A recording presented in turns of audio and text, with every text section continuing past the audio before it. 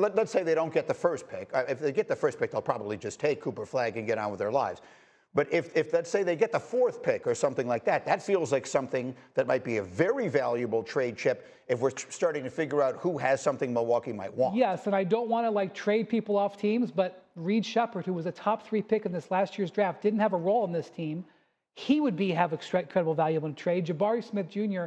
is a very good young big man. He would have a lot of value in trade. To be honest with you, almost nobody could match what the Rockets have to trade and the quality of the team that they have. That combination is why potentially a star player would have interest in them. Tax-free state, good weather. There's a lot to like about the Rockets, but we're going to know a lot more about them in 1 week. Look, we just cheered Chiney up. Look at her, 12 minutes. She just went from the depths to the heights. You didn't say it was crazy, but also I'm actually laughing because Wendy said good weather. You must be built different. You built for that heat, baby. You're built for that heat, Wendy. Have you seen what's going on? Have you been to Milwaukee? Yes. Have you seen what's going on here right now? Cindy, can we just take our main shot here? You can't even see the bridge behind us here. Wendy is sitting here figuring out what train he's going to take to get to Boston today. So I guarantee you the weather in Houston sounds just fine. Jay, we'll put a ribbon on it for us here as far as that's concerned. I'm selling KD to the Rockets. If they can find a way to get Giannis, I'm all in, obviously, on that. Jay, Will, final word. I mean, I'll just say this. I mean, Giannis plus Ime Udoka and the way they play is a scary future for a franchise that wants to put it together in the West with 3-and-D players that can shoot threes. If you're able to get those type of personnel in free agency or make those type of selections, to me that's a better scenario than KD to the Rockets, frankly. Okay, we'll see. Here I am trying to sell KD to the Rockets. He went to Texas. I thought it seemed like a natural fit. Maybe we have better ideas. We'll see. In the meantime, that was a Game 7, the end of one series. We had the beginning of another one last night in the early spot. Cavs and Pacers, Game 1 of that series. Cleveland, of course, #1 seed in the East, playing without Darius Garland. He has got a toe. Meanwhile, look out. Whoa. How about the slam? Jared Allen, little poster from distance on Miles Turner. What a weird finish. Cavs down 4, though. Now they're down 3, and it's Mitchell, a little more traditional drive to the hole of the slam, and the Cavs are down by 1. We're in the third quarter now. Cavs are up by 2, and it is Mitchell. He had 30 points in this game, but he needed a lot of shots to do it. Donovan Mitchell, 33 points on 30 shots. Meanwhile, in the other direction, Indiana heats up and gets going into the fourth quarter. That was Miles Turner, and then it's going to be Tyrese Halliburton who takes over in the fourth. Look at this matchup. Halliburton on Jared Allen. Jared Allen is an excellent defender, but the Pacers exploited that matchup throughout the game, especially in the fourth quarter. And Andrew Nembhard. Andrew Nembhard is a below-average three-point shooter in the regular season. In the playoffs, Greeny, he's a killer. Was last year, was yesterday. 5 of 6 from 3 last night for Nembhard. He had 23, and then it's Halliburton again.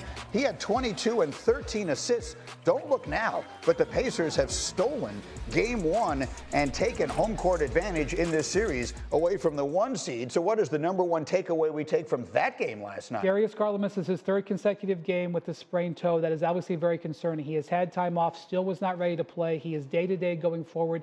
Obviously, the Cavs, when you miss an all-star guard and all of a sudden Donovan Mitchell has to take 30 shots, it's concerning. But the reason the Cavs lost this game was because of their defense. They can score without Darius Garland, I promise you. They give up 19 three-pointers in this game. This matchup right there cannot continue. They have got to find a better way to guard Halliburton, and they have got to guard Nembhard. Nembhard is a 29% three-point shooter in the regular season. Somehow in his playoff career, he shoots 51%. Ask the Knicks. If you remember last year about what happened there, or 57, I had the number wrong. My God, 57. So, like, that's something. I mean, like, it'd be one thing if he played 1 playoff series. He played 3 last year. This is his 2nd this year. The Cavs have to rework their game plan. It's not going to work the way they came out yesterday. Jay Will, are the Cavs in trouble? Greeny, I am extremely concerned about the Cavs. #1, Garland in that situation. And #2, defensively, you talk about one of the best teams defensively in the league. I mean, they just look uninterested in this game. I mean, for 19 threes to be made on 54% shooting, with all the narratives that have been looming around Cleveland throughout the entire year, I better see a different Cleveland team in Game 2. And I know they had a good layoff, and sometimes that layoff can disrupt your rhythm and how you're prepared for that game. But still, that's no excuses. I saw lazy defense Donovan Mitchell, I think he is a superstar in this league. 33 points on 30 shots. You had two players that took 50 of their 98 shots, Greeny. The second player was Ty Jerome. So, look, not showing up offensively, but defensively not being locked in. That was one of the most disappointing efforts that I've seen in the game one. Today, final word. I'm not worried. Sorry, J. Will. Maybe you are. Okay. I don't know. Maybe I woke up happy, but I'm not worried about this Pacers squad, or excuse me, rather the Cavs squad. More so, they're almost on this Boston Celtics starter pack. Last year, en route to a championship, what do we criticize the Celtics for? They live and die by the three. The Cavs have done sort of a similar trajectory in the sense that they only made 9 threes compared to the Pacers knocking down 19. When you live and die by the three, what happens to your offense? It gets stagnant, you settle. And this is also the playoffs. This is a series where we're going to see many adjustments. The isolation was a calculated risk that was taken by the Pacers, and it has paid off.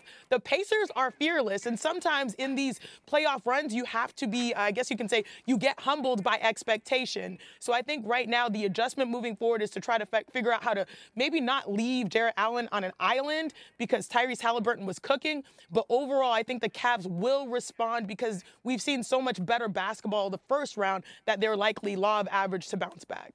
Okay, fair enough. So that's what we saw last night. Meanwhile, let me give you 3 more things you should know about the NBA this weekend. It starts with James Harden. His Game 7 struggles continued. He went 2 for 8, and the Clippers lost to the Nuggets on Saturday. 7 total points, fewest in an elimination game ever for the former MVP. He has now lost a Game 7 with 4 different teams. Jay Will, quick reaction to a tough night for James Harden. I mean, it was a tough night for the Clippers. They just got blitzed by the Nuggets. My only thing, Greeny, about this is how do you go down in a Game 7? He had 13 assists, but how do you go down with only 8 shot attempts? 8 shot attempts. That's 2 shot attempts per quarter. Shanae, we Hoopers, we definitely getting up more than 2 shot attempts per quarter. Yeah, not that night. Gotta go down swinging. It was just a brutal night for the Clippers, starting in the second quarter and never look back. Next thing you should know, Steph and the Warriors, we talk about them advancing to the second round. Did you know Steph is the last player to win MVP and the NBA championship in the same season? He did that back in 2015. The 9Nuggets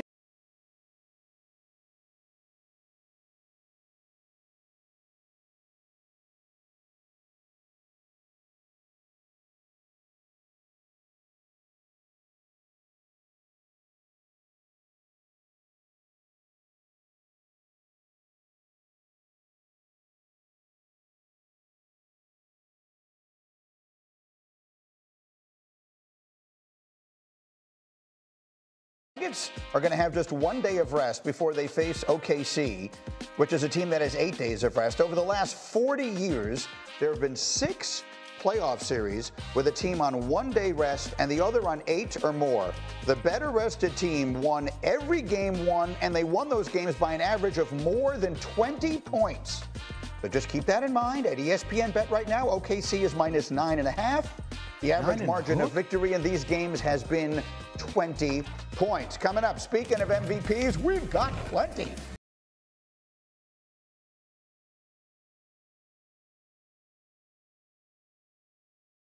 In round 2, and reason to believe that history has its eyes on SGA. We will explain as they get their series going tonight. Meanwhile, LeBron and Luka home and watching. Wendy will explain the 2 big hurdles facing LA this offseason and why they need to get it right with one of their superstars. We're just getting started.